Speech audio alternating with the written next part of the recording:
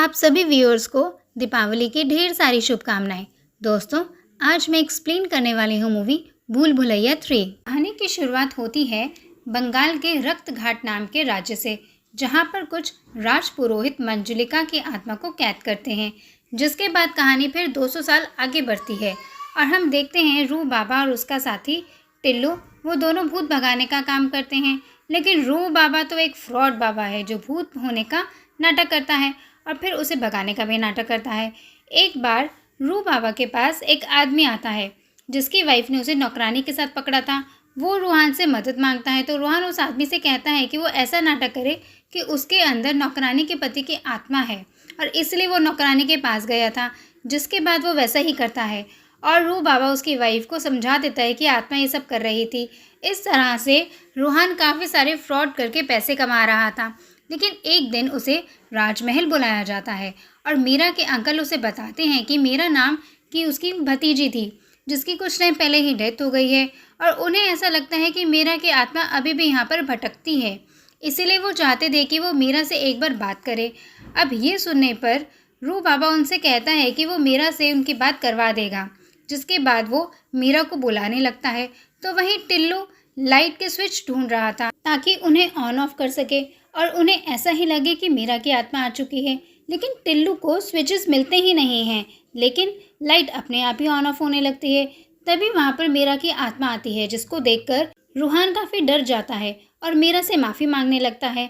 फिर वो कभी भी किसी आत्मा को नहीं बुलाएगा, वो ऐसा कहता है। उसे आत्मा से बहुत डर लगता है। अब ये सुनने पर मीरा और उसके अंकल हंसने लगते हैं और यहाँ पर हमें पता चलता है कि मीरा जिंदा थी। वो बस चेक करना चाहती थी कि रूहान एक असली बाबा है या फिर ढोंगी बाबा, और उसे पता चल गया था कि रूहान बहुत बड़ा ढोंगी है। अब उन्होंने रूहान का वो डरता हुआ वीडियो बना लिया था और वो रूहान से कहते हैं कि अगर रूहान ने उनकी बातें नहीं मानी तो वो उस वीडियो को अपलोड कर देंगे सोशल मीडिया पर। अब ये सुनने पर रूहान के पास उनकी बात मानने के अलावा कोई और ऑप्शन नहीं था, इसीलिए वो मान जाता है। जिसके बाद मीरा उसे कहती है कि रूहान को उसके साथ रक्त घाट चलना होगा जो कि उनका गांव है और वहां पर उनकी मदद करनी होगी। अब पहले तो रूहान कुछ भी नहीं समझ पा रहा था और वो इसके लिए मना कर रहा था। लेकिन मीरा कहती है कि अगर रूहान ने उसका काम नहीं किया तो वो उसकी वीडियो को वायरल कर देगी, लेकिन अगर उसका काम कर दिया तो वो उसे 1 करोड़ रुपए देगी। अब ये सुनने पर रूहान तुरंत मीरा के साथ वहाँ पर चला जाता है। जैसे ही रूहान रक्त घाट आता है, सब लोग रूहान को ही देखे जा रहे थे, जो देखकर रूहान काफ़ी शॉक्ड था। लेकिन मीरा उसे कहती है कि वो बस चुप रहे, उसे बाद में सब कुछ पता चल जाएगा। जिसके बाद रूहान राजमहल आता है तो उसे पता चलता है कि मीरा की फैमिली उस महल में नहीं रहती, बल्कि वो तो गाय के तबेले में रहती थी। एक्चुअली उस महल में मंजुलिका का भूत था, इसलिए कोई भी वहाँ पर नहीं रहता था। साथ ही मीरा की फैमिली से जब रूहान मिला तो उसे पता चलता है कि मीरा की फैमिली काफ़ी ज़्यादा गरीब थी। उनके पास बस ये राजमहल था जो उन्हें बेचना था, लेकिन वहाँ पर मंजुलिका की आत्मा थी, इसलिए कोई भी उसे खरीदने के लिए तैयार नहीं था। जिसके बाद वहाँ पर राज पुरोहित आते हैं जो कि रूहान को देखकर काफ़ी ज़्यादा खुश थे। रूहान समझ नहीं पा रहा था कि उसे देखकर सब लोग इतना खुश क्यों हैं। जिसके बाद राज पुरोहित उसे महल में लेकर जाते हैं जहाँ पर रूहान अपनी पेंटिंग दिखता है, जो देखकर काफ़ी ज़्यादा शॉक्ड हो जाता है। तो राज पुरोहित उसे बताते हैं कि 200 साल पहले यहाँ के राजकुमार थे देवेंद्र और रूहान उनका पुनर्जन्म है। अभी सुनने के बाद रूहान काफ़ी शौक था। जिसके बाद राज पुरोहित उसे देवेंद्र की कहानी सुनाने लगते हैं। एक्चुअली देवेंद्र की एक बहन थी मंजुलिका, जो कि बहुत ज़्यादा होशियार थी। उसके जैसा निशाना कोई भी नहीं लगा सकता था। साथ ही उसे डांस का भी बहुत ज़्यादा शौक था। मंजुलिका को पूरा यकीन था कि अपने पापा के बाद वो राजगद्दी वहीं संभालेगी। लेकिन कुछ सालों के बाद मंजुलिका के पापा को एक दासी से बेटा हुआ जिसका नाम उन्होंने देवेंद्र रखा। अब मंजुलिका को लगने लगा था कि भले ही देवेंद्र लड़का हो, लेकिन राजगद्दी तो उसे ही मिलेगी। लेकिन जब वो बड़ी हुई तो उसके पापा ने राजगद्दी देवेंद्र को दे दी। जिसके बाद मंजुलिका काफ़ी गुस्सा हो गई और उसी रात उसने देवेंद्र को बहुत ही बुरी तरह से मार दिया। ये देखकर राजा काफ़ी गुस्सा हो गए और उन्होंने मंजुलिका को जला दिया। लेकिन मंजुलिका आत्मा बनकर वापस आई और उसने अपने पापा को मार दिया। जिसके बाद तब से राज पुरोहित ने उसे एक रूम में कैद कर दिया और सबको वार्निंग दी कि कोई भी दरवाज़ा ओपन नहीं करेगा। जिसके बाद कहानी प्रेजेंट में आती है जहाँ पर राज पुरोहित ये सारी बातें रूहान को बता रहे थे और ये सुनने के बाद रूहान काफ़ी ज़्यादा डर गया था। राज पुरोहित रूहान से कहते हैं कि वो राजकुमार का पुनर्जन्म है, इसलिए रूहान को दुर्गा अष्टमी के दिन वो दरवाज़ा ओपन करना होगा। और मंजुलिका को हमेशा के लिए ख़त्म करना होगा। अब ये सुनने के बाद रोहन काफ़ी डर गया था, लेकिन पुरोहित जी उसे कहते हैं कि वो एक राजकुमार है, इसलिए राजकुमार की तरह बिहेव करे। अब ये सुनने के बाद रोहन काफ़ी खुश होता है और ख़ुद को राजकुमार ही समझने लगता है। लेकिन उस महल में काफ़ी अजीब सी चीज़ें हो रही थी, जो देखकर रोहन काफ़ी डर गया था। लेकिन मीरा उसे कहती है कि वो जानती है कि मंजुलिका है ही नहीं। अगर उसके पापा ने उसे कसम ना दी होती तो वो कब का मंजुलिका का दरवाज़ा ओपन कर चुकी होती। इसलिए वो रोहन से कहती है कि वो इन सब बातों पर विश्वास ना करे और उस दिन दरवाज़ा ओपन कर दे और सबको यकीन दिलाए कि उसने मंजुलिका को भगा दिया है, जिसके बाद वो लोग उस महल को 1000 करोड़ में बेच देंगे। अब ये सुनने के बाद रोहन काफ़ी ज़्यादा शॉक्ड था और वो राजकुमार की तरह बिहेव करने लगता है। तो वहीं रोहन पर भरोसा रखकर मीरा की फैमिली महल में शिफ्ट हो जाती है।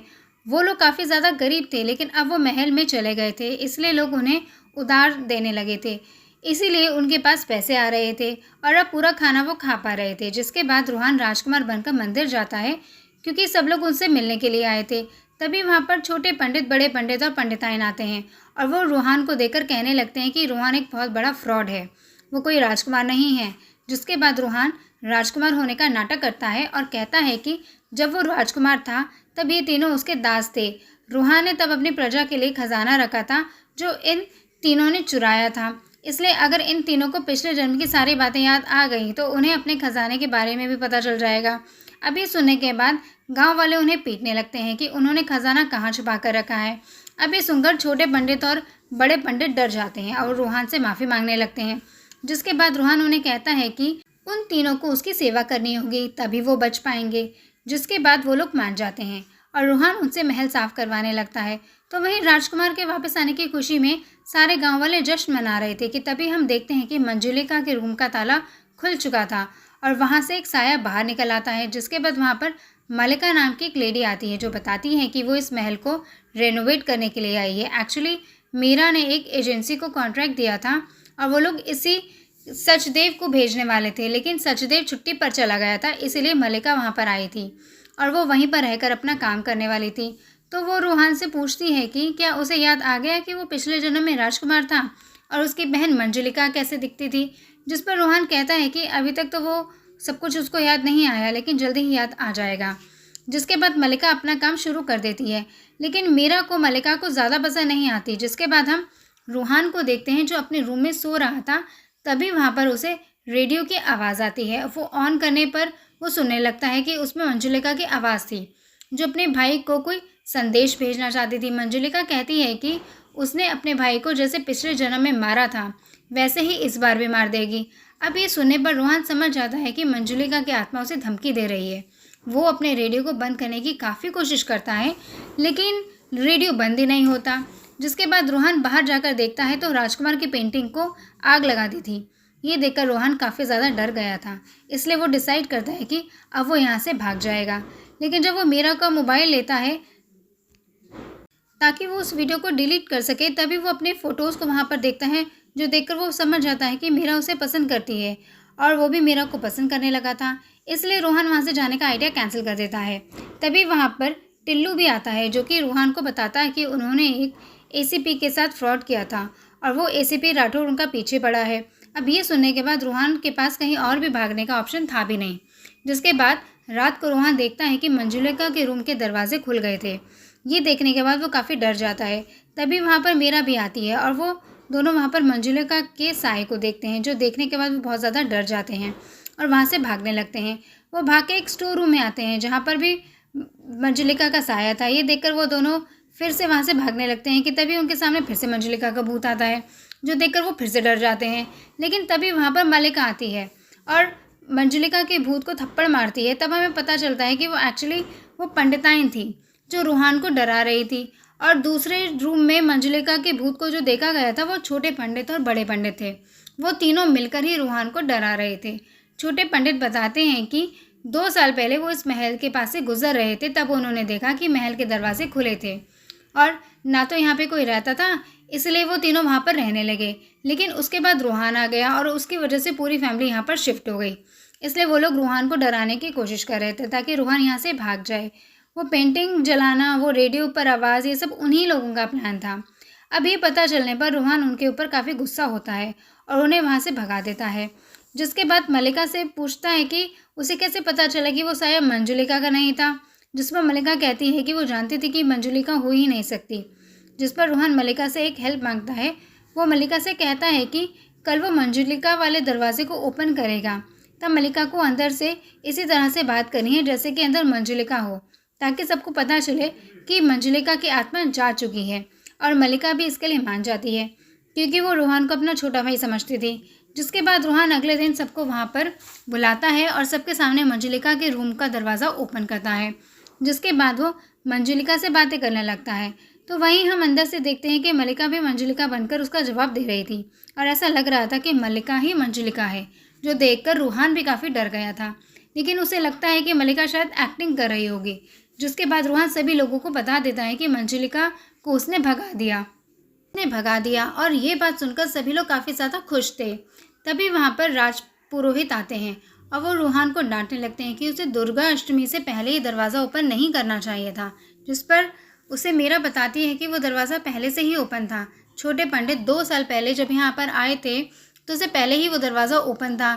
अब ये सुनने के बाद राज पुरोहित काफ़ी टेंशन में आ जाते हैं, क्योंकि उनका कहना था कि मंजुलिका बाहर आ चुकी है और वो शायद किसी का इंतज़ार कर रही होगी। जिसके बाद हम मल्लिका को देखते हैं, जो मंजुलिका के रूम की एक दीवार को तोड़ देती है। तो वहाँ से एक दूसरा रूम दिखाई देता है। वो रूम देखकर सभी लोग काफ़ी ज़्यादा शॉक्ड थे, क्योंकि उस रूम के बारे में किसी को भी नहीं पता था। उस रूम को भी उसी तरह से तंत्र मंत्र से बांधा गया था, जैसे कि मंजुलिका के रूम को बंद किया गया था। अब ये देखने के बाद राज पुरोहित भी शॉक्ड हो जाते हैं, क्योंकि उन्हें भी इस रूम के बारे में कुछ नहीं पता था। इसलिए वो सबसे कहते हैं कि वो इसके बारे में पता लगाएंगे, लेकिन तब तक इस दरवाजे को कोई भी ओपन नहीं करेगा। लेकिन जैसे ही राज पुरोहित वहाँ से चले जाते हैं, रूहान और मीरा की फैमिली मिलकर उस दरवाजे को ओपन करती है, क्योंकि वे महल उन्हें जल्दी से बेचना था, क्योंकि फिर से गरीबी वाली लाइफ जीना वो नहीं चाहते थे। जैसे ही वो लोग दरवाज़ा ओपन करते हैं तो वहाँ से बहुत सारे चमगादड़ बाहर आते हैं, और रूहान जब अंदर जाकर देखता है तो वहाँ पर कोई भी नहीं था। तभी वहाँ पर राज पुरोहित आते हैं और सबको डांटने लगते हैं कि उन्होंने इस दरवाजे को ओपन क्यों किया। राज पुरोहित बताते हैं कि इस दरवाजे के पीछे अंजुलिका की आत्मा थी। वो बताते हैं कि राजा की 2 बेटियां थीं, मंजुलिका और अंजुलिका।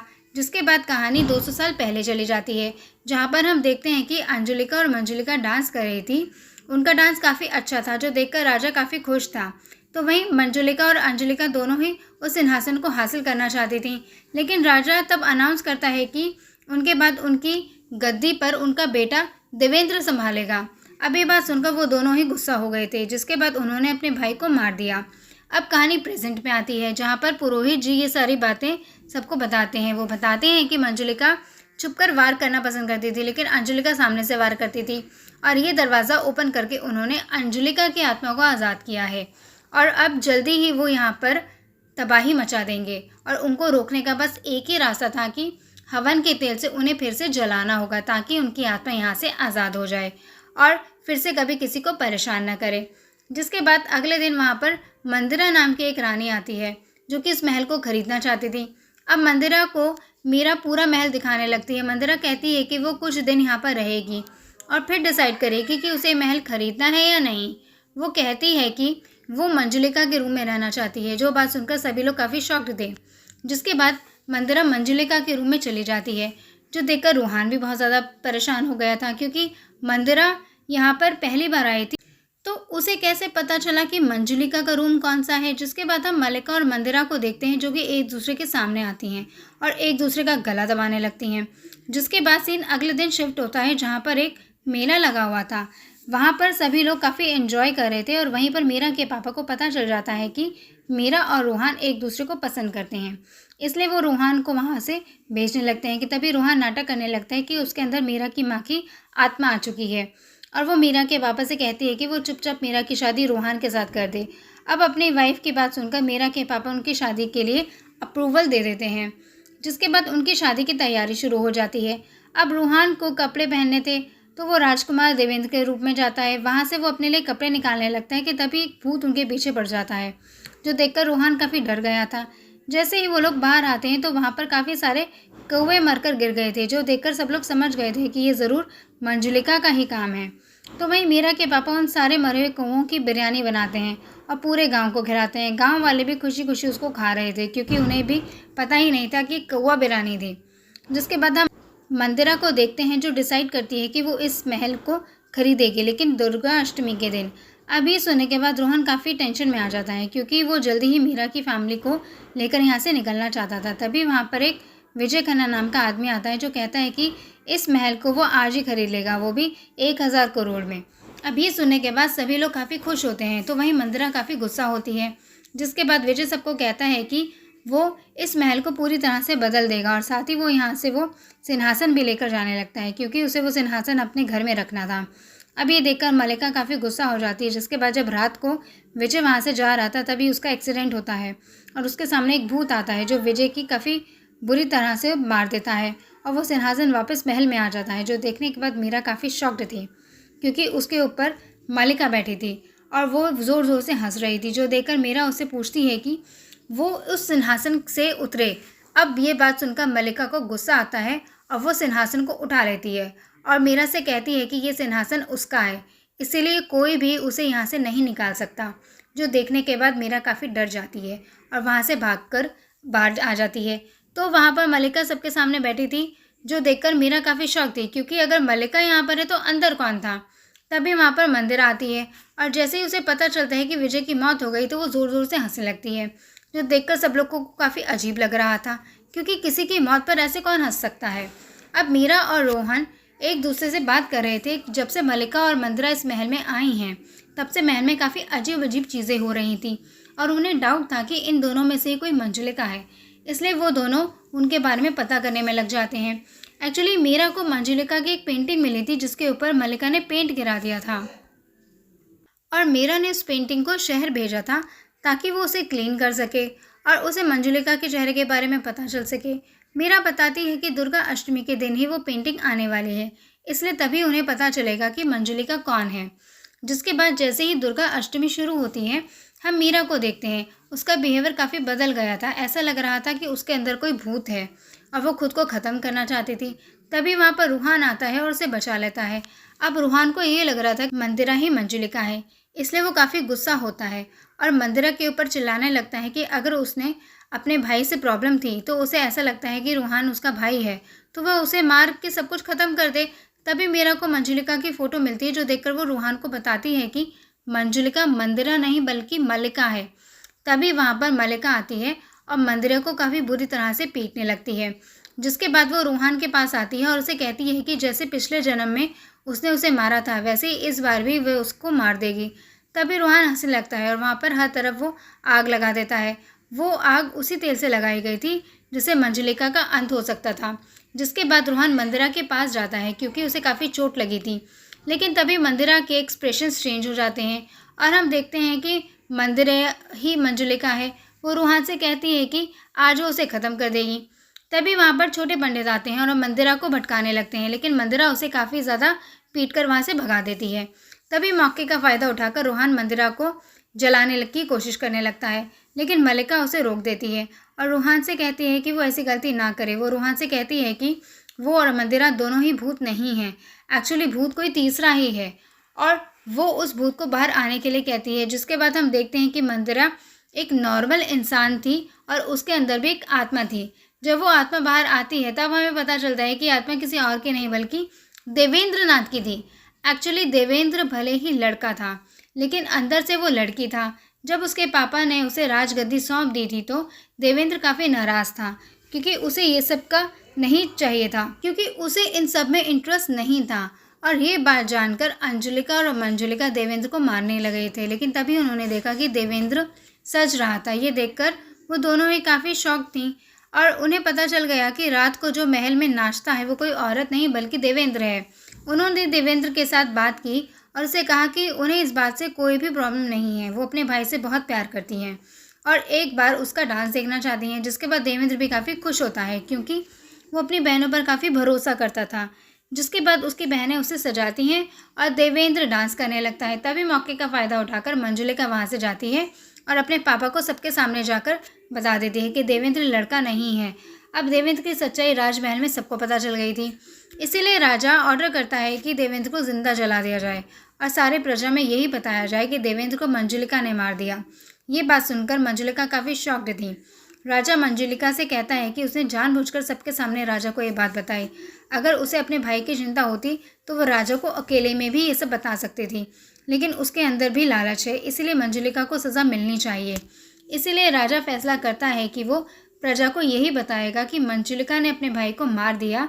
साथ ही वो अंजलिका से कहता है कि उसने भी मंजुलिका का साथ दिया था और वो भी लालची है। राजा कहता है कि उसके तीनों ही बच्चे राजगद्दी के लायक नहीं हैं, इसीलिए वो कहता है कि अंजुलिका और मंजुलिका को देश निकाला दिया जाता है और अंजुलिका को सज़ा दी थी कि इतिहास के पन्नों में से उसका नाम निकाला जाएगा और इसी वजह से अंजुलिका के बारे में किसी को भी नहीं पता था। जिसके बाद हम देवेंद्र को देखते हैं, उसे ज़िंदा जला दिया जाता है, तो वहीं अंजुलिका को अपना राज्य छोड़कर जाना पड़ा था। जिसके बाद हम देखते हैं कि देवेंद्र की आत्मा वापस आ गई और उसने अपने पापा को मार दिया। जिसके बाद वो इस तरह से उन लोगों को मारने लगा जिसकी वजह से उसकी मौत हो गई थी और फिर राजपुरोहित ने मिलकर उसकी आत्मा को कैद किया। लेकिन वो लोग इसके बारे में सबको बता नहीं सकते थे, इसीलिए उन्होंने एक और कमरा बनाया और सबको ऐसे ही बताया कि वहाँ पर मंजुलिका की आत्मा कैद है, ताकि किसी को भी पता ना चल सके कि एक्चुअली वहाँ पर देवेंद्र की आत्मा कैद थी।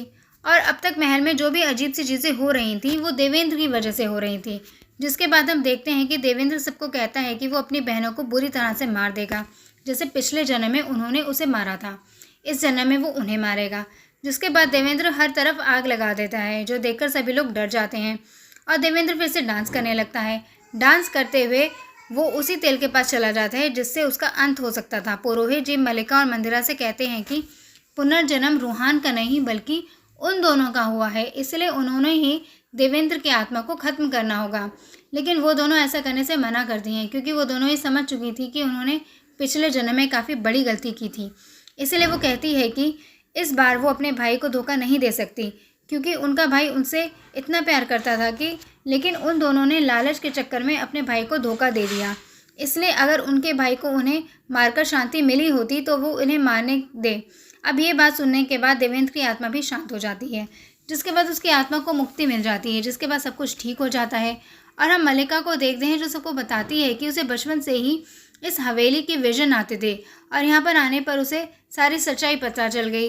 तो हम ये मंदिरा को देखते हैं, जो बताती है कि एक्चुअली वो कोई रानी नहीं है, एक्चुअली मंदिरा ऐसे भी राठौर थी जो यहाँ पर रूहान को पकड़ने के लिए आई थी। अब ये बात सुनकर रूहान काफ़ी शॉक्ड था और वहीं पर वो बेहोश हो जाता है और इसी के साथ ये मूवी एंड हो जाती है। दोस्तों, अगर आपको मेरा एक्सप्लेनेशन अच्छा लगा हो तो मेरे वीडियो को लाइक करें और मेरे चैनल को सब्सक्राइब करें।